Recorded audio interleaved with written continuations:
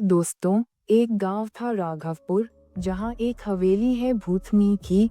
इस गांव के किस्से दूर दूर तक फैला था। आइए जानते हैं क्या है यहाँ का रहस्य।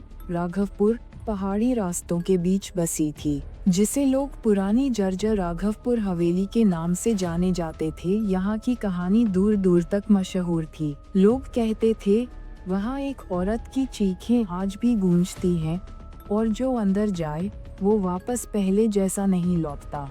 लेकिन इन अफवाहों से अनजान आरव अपनी नई नवेली पत्नी सिया को लेकर उसी हवेली के पास बने पुश्तैनी घर में रहने आया था। शादी के सिर्फ 3 दिन हुए थे। सिया अपने नए जीवन को लेकर बहुत खुश थी, मगर हवेली में कदम रखते ही उसे एक अजीब सी बेचैनी महसूस होती, मानो कोई उसके पीछे खड़ा हो, उसे घूर रहा हो। एक रात की बात है, धीमी हवा चल रही थी। सिया सो रही थी, तभी उसे लगा जैसे आरव कमरे से बाहर निकल गया है। वह उठी और धीरे धीरे हवेली वाली दिशा में बढ़ने लगी। हवेली के टूटे दरवाजे अपने आप चरमराते हुए खुल गए। अंदर घना अंधेरा और अचानक एक औरत की परछाई दीवार पर दिखाई दी। लंबे बाल, सफेद चेहरा और आंखें जैसे अंगारों की तरह जल रही हों। भूतनी ने ठंडी आवाज में कहा, वो मेरा है, तुम्हारा नहीं। ये सब देखकर सिया के पैरों तले जमीन खिसक गई। उसी पल उसने देखा आरव हवेली के बीचों बीच खड़ा था, बिल्कुल बेहोश, और उसके ऊपर वो भूतनी झुकी हुई थी, जैसे उसे अपनी ओर खींच रही हो। सिया जल्दी से गंगा जल लाकर आरव पर गंगा जल से छिड़काव किया और वहां से दोनों चले गए। अगले दिन एक बुजुर्ग महिला ने सिया को सच बताया, ये हवेली कभी आरव के पूर्वजों की थी। सालों पहले एक खूबसूरत युवती चंद्रिका को हवेली के मालिक ने धोखा दिया था। उसके साथ अन्याय हुआ और वह बदले की आग में हवेली में ही मारी गई।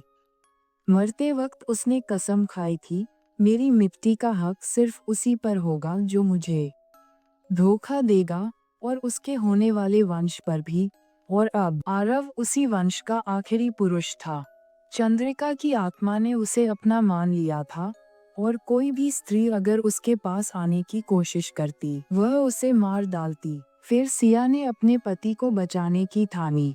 रात के ठीक 12 बजे वह हवेली पहुंची, हाथ में आरव की मां की दी हुई पवित्र राख लिए। चंद्रिका भूतनी गुस्से में चिल्लाई, वो सिर्फ मेरा है। सिया ने साहस से कहा, प्यार जबरदस्ती नहीं होता चंद्रिका। अगर तुम्हें न्याय चाहिए, मैं दूंगी, पर आरव को छोड़ दो। चंद्रिका का चेहरा दर्द से भर गया। उसकी आत्मा रो पड़ी, और पहली बार कोई उसकी पीड़ा समझ रहा था। सिया ने हवेली में छिपी उसकी अधूरी चिता की राख को सम्मान के साथ विसर्जित किया। एक तेज प्रकाश फैला। चंद्रिका की आत्मा धीरे धीरे शांत होकर गायब हो गई। आरव की चेतना लौटी और उसने पहली बार अपनी पत्नी को देखकर कहा, तुमने मुझे मौत से बचा लिया। सिया थनकू हवेली कुछ ही पलों में ढह गई। उसके साथ उसका सदियों पुराना श्राप भी। तो दोस्तों, कैसी लगी यह छोटी सी कहानी? प्लीज़ हमें कमेंट में बताएं। ऐसे ही और रोचक कहानी सुनने के लिए हमारे चैनल को सब्सक्राइब जरूर करें। मिलते हैं अगले वीडियो में। धन्यवाद।